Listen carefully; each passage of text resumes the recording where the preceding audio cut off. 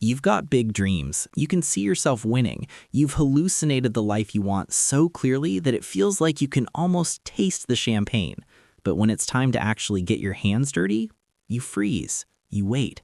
You whisper to yourself, tomorrow will be different. Then tomorrow shows up, and you play out the same pathetic script all over again. Look, you're not alone. There's a whole demographic of people just like you, ambitious but lazy, overflowing with ideas but stuck in the mud. And the worst part? You know you're capable of more, but you can't seem to jumpstart your own engine.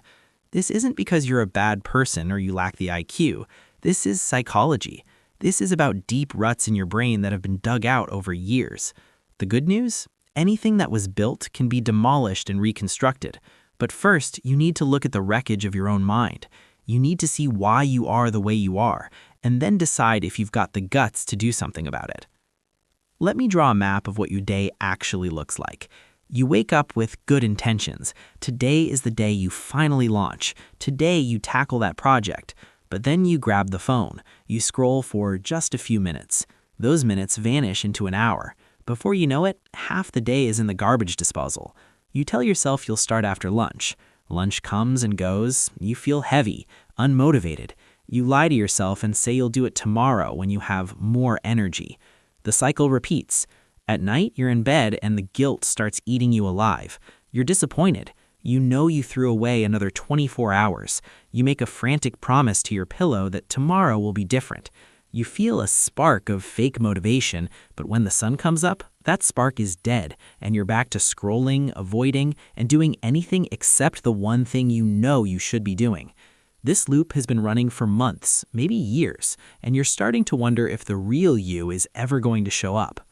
Here is what's actually happening under the hood. You are living in a state of civil war. One part of you wants to conquer the world. That part dreams, sets goals, and craves success. But another part is a coward that only wants to avoid discomfort. That part wants safety, ease, and protection from failure or hard work. Right now, the comfort seeker is winning, not because you're weak, but because your brain is biologically wired to dodge pain and hunt for pleasure. That's human psychology 101. When you think about working on your goals, your brain flags it as a threat. It sees effort, uncertainty, and the sting of potential failure. Your brain hates that, so it offers you a safe exit. Scroll your phone, watch some videos, play a game. Get that hit of cheap dopamine right now. You feel a tiny bit better, the discomfort vanishes, and your brain learns a dangerous lesson. Avoiding goals equals feeling good, so it keeps pushing you to avoid. This isn't laziness, it's survival mode malfunctioning.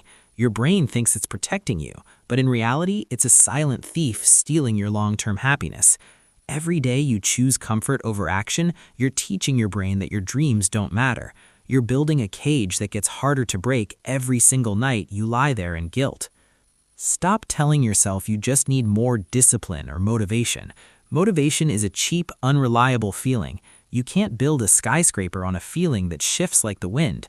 You need a system. You need to understand that discipline isn't a personality trait you're born with. It's a muscle you build, one uncomfortable decision at a time. And let's talk about your perfectionism. You have this vision of success so flawless that anything less feels like trash. So you wait for the perfect plan, the perfect mood, the perfect conditions. Newsflash, perfect is never coming. Ready is a lie. While you're waiting, your life is passing you by like a high-speed train you're not on. Perfectionism isn't about high standards, it's just fear wearing a tuxedo. It's an excuse to never start, because if you never start, you never have to face the truth that maybe you aren't as special as you thought. Maybe your ideas suck. Maybe you aren't capable. It's safer to stay in the fantasy world. It's easier to keep dreaming and planning without ever testing those dreams in the real world, because as long as you don't try, you can still tell yourself you could have been great if you'd wanted to. But deep down, you know that's a hollow lie. Failure is not the opposite of success. Inaction is. Every person you admire has failed more times than you've even dared to try. The difference? They kept moving. They took imperfect action. They started while they were still shaking. They built momentum through consistency, not a lucky burst of motivation. Stop waiting for the moment. Start hijacking the moment you have right now.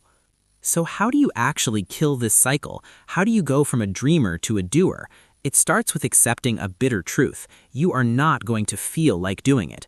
You are almost never going to wake up exploding with joy to do the hard work. That's not how the human brain works. You have to do it anyway. You have to move, especially when you don't feel like it. Every time you act despite the resistance, you're literally rewiring your hardware. You're teaching your brain that discomfort isn't fatal. Start small. Seriously, stop trying to flip your whole life in 24 hours. That's just your perfectionism talking again. Pick one tiny thing. Work for 15 minutes. Write one paragraph. Make one call. The size doesn't matter. The doing does. Then do it again tomorrow. Consistency is the architect of a life. Motivation is just the decorator. Here is the secret. Discipline feels like hell at first. Your brain will scream at you. It will offer you every excuse in the book. You're tired. You deserve a break. You can do it tomorrow. You have to ignore the noise. You have to sit in the chair and do the work while every cell in your body wants to run. But after a few rounds, it gets easier. Not easy, but manageable. Your brain realizes the discomfort won't kill you, and the resistance gets quieter. You also need to unfuck your environment. Your surroundings control you more than your willpower does. If the phone is next to you, you will check it. If your desk is a mess, your mind is a mess. Successful people don't have more willpower, they just have better systems. They delete the temptations. They make focus the default setting. Put the phone in another room. Kill the notifications. Protect your work time like it's a sacred ritual. Every distraction you remove is a decision you don't have to waste energy on. And please, for the love of everything, stop consuming so much success content. You're watching videos on productivity, reading articles on habits, listening to podcasts on grit, and it feels like progress, but it's just another form of avoidance. It's your brain tricking you into thinking that learning is the same as doing. You don't need more info. You already know what to do. Stop learning and start executing. Close this after it's done and go do one thing. Just one, and accept that you're going to be bad at it at first. Your first draft, your first workout, your first attempt, it's going to be garbage. That's the tax you pay to get to the good stuff. Every expert was once a pathetic beginner. Quality is a destination. Consistency is the vehicle. When you start moving, you will hit walls. You will want to quit. You will have days where you slide back into the old patterns. That's fine. Progress isn't a straight line. The winners aren't people who never mess up. They're the ones who don't let one bad day turn into a bad week. They acknowledge the slip and get back on the horse immediately. That's the whole secret. Just keep coming back. And stop beating yourself up. Guilt isn't fuel, it's a weight. Shame doesn't make you better, it makes you hide.